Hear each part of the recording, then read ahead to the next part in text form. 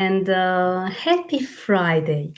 I am live on YouTube. Hello, YouTube. Happy Friday to everyone, and on Instagram. I hope you have had an amazing week. And how relieved are you that it's weekend? Let's talk today a bit about how important it is for you to know that you have a very quick, easy, and efficient, and when I say easy, I mean easy to put in practice tool to step on your fears. As my sole goal with Step on Your Fears is to make sure that your needs are met instantaneously by me offering you very quick solutions. And I have decided to answer two wonderful questions that I have received this week. Two questions. I have chosen two from several others because I believe that these are the strongest ones. And these people that I have to thank so much for giving me their trust may want the answers. More quicker than the other ones, but I'll make sure to respond to all of the questions that I got so far, one way or another. I am always doing live sessions, daily live sessions here on YouTube and on Instagram, as well as I want to make sure that you get the right inspiration and the motivation and enough why in order to make sure you leave fear behind, because you may be stuck, you may be in a point in your life when you want to move further, but there's something holding you back and you don't even know what it is. And I have to tell you that that is fear, that is usually having some masks on, as fear is at the very bottom of almost all of our emotions, all of our negative emotions, as our mind is negative by default. And you get to put on fear all sorts of masks, of glasses, of anger, upset, pain, disbelief, and we need to get to the bottom of this once and for all. And I know that you are here because you need some very quick solutions. Now, I created Step on Your Fears because I am just like you. I want answers right now. Well, if possible, I want the answers and I want to make the change yesterday. So, without any other things to say, let's do some great coaching, and hopefully these persons will have their answers met and a new chance to see fear from a different perspective, and why not maybe even step on it. The first question that I got was fear of finding love. And when you have someone that has passed away, it is extremely hurtful. It is very painful to move on unless you start to deal with your emotions first. The first step that I would suggest for you before finding love, because this fear of finding love is actually fear of the pain that is caused by losing love. You do not necessarily feel the fear of finding love, as love is amazing. Love is the most beautiful and the most uplifting feeling that you can ever feel in all of your entire being. And we usually believe that love hurts. It's not love that hurts, it is the fear of us losing love, of being in pain because it is not going as we have expected, or because the other person may have different needs than what we had expected. Because, see, it is a lot to do with the expectations we have for the other person when it comes to love. What I suggest before you go out there and find love again, I want you to start finding yourself first, and this means healing yourself. And I want you to start accepting these feelings. And I know it's been 6 years since your wife has passed away.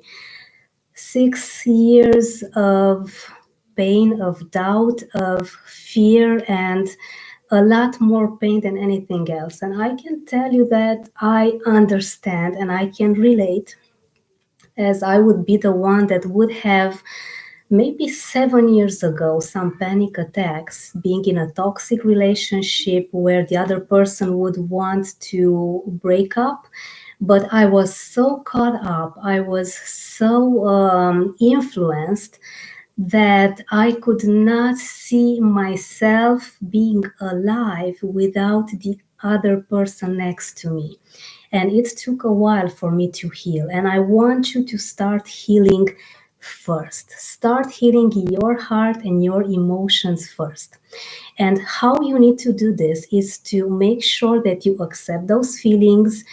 Usually, what's causing pain is the denial.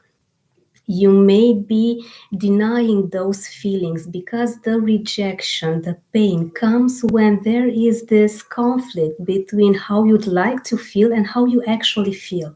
So once you accept those feelings, which I know they are very painful, you are going to start to heal.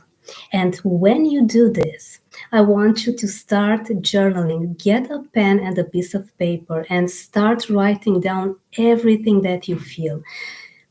It is not too difficult to do this once you let go of the conflict between how you want to feel and how you actually feel. And if you do this 5 minutes every single day, either in the morning or in the evening before going to bed, you are going to feel some relieving. You are going to feel that you can start to breathe again. And this is something that I did even before I knew too much about neurolinguistic programming, even before I did any of my NLP trainings and speaker trainings and certifications. This is something that's really easy because I know that you have had a very difficult time. So I want to give you this really easy to put in practice tool. Do this for at least 2 weeks, and then once you begin to feel that you are healed, I want you to think of the following concepts about love. As I said earlier, we think that love is painful. We think that love is the one that makes us hurt. However, it is our perception and our expectations of love that give us this false impression that love is to blame. I will not find love ever again. But it doesn't need to be like this. Love means true love. I'm talking about true love because there are other types of love as well.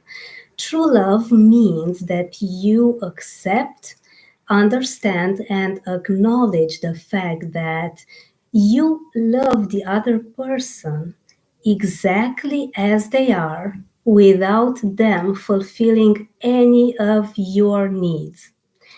Yes, it may sound a bit far fetched, a bit from a different planet.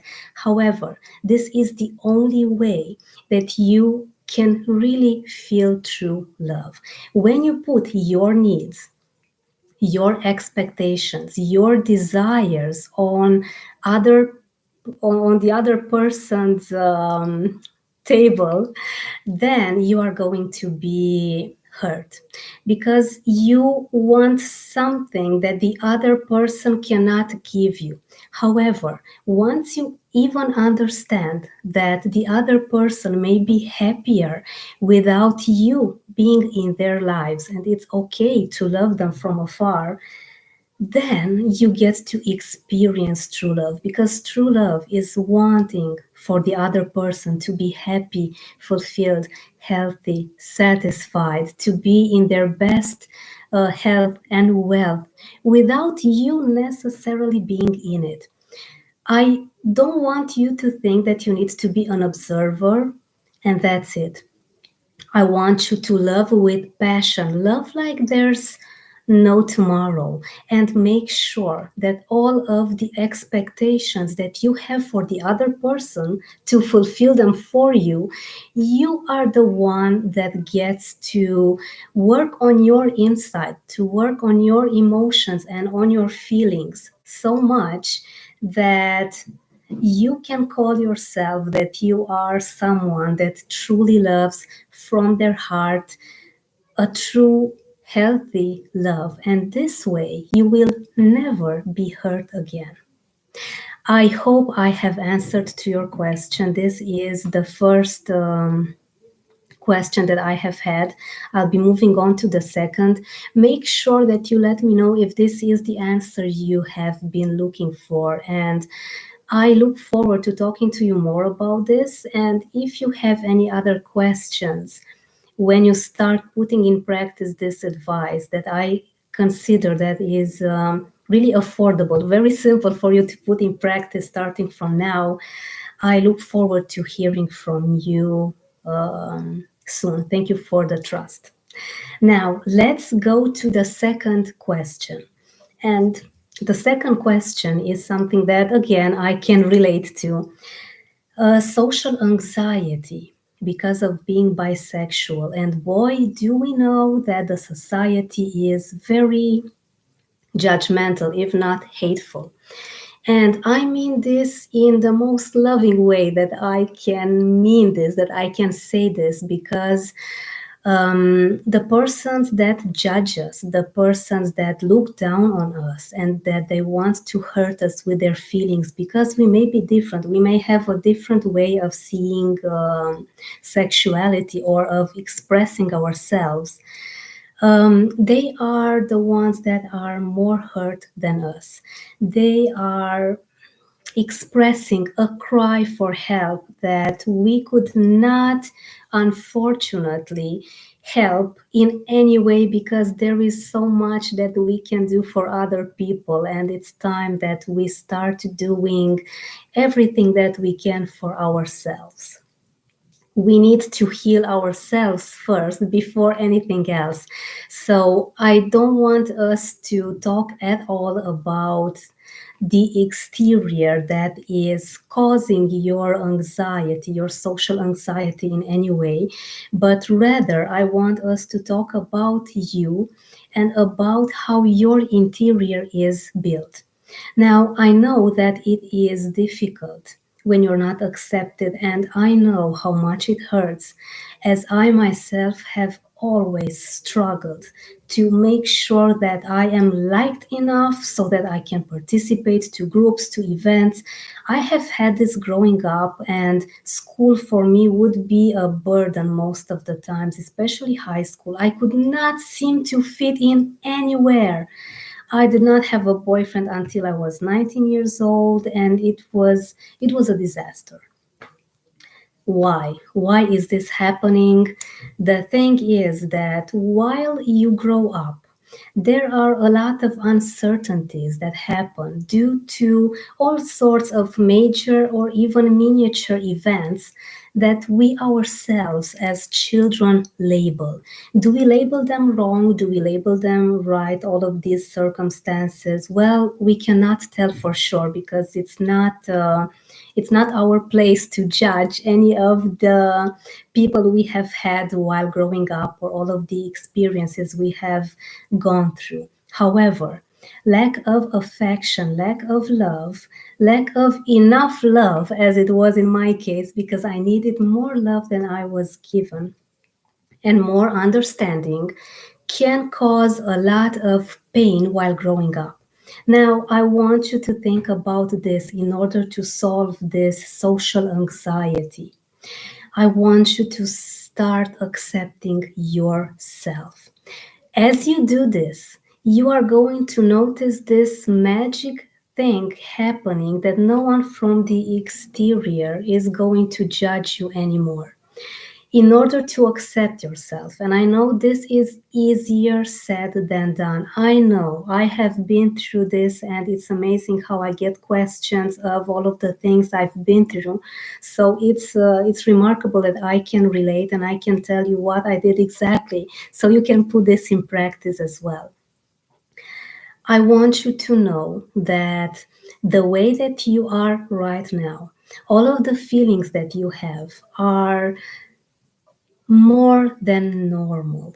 They are who you are deep down, and I want you to release the fear of rejecting yourself.